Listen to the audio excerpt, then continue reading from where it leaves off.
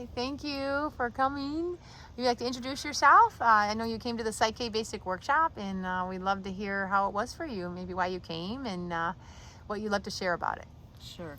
So yeah, I came to the PSYCH-K workshop. I've been doing a lot of personal growth exploration for many years, and I've done other modalities. And this one came to me through Bruce Lipton, and I was really excited about it. When I first got here, my first day, I was very emotional. I had a lot of pent-up emotions that were holding me back in my life, in many aspects, including career and personal, with family and so forth, which I've worked through, and it's been an amazing journey.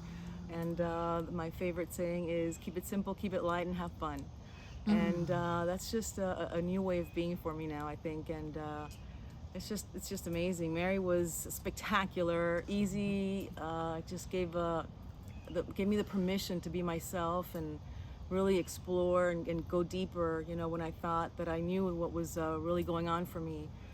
For her to take it to that next level of acknowledgement of what was really going on was just huge, and I've gotten so much out of it. I'm so excited about the next course, going on to advanced. I know I'm going to get so much more out of it. Awesome. Thank you. Thank you. Thank you. So that's all I got. Yay.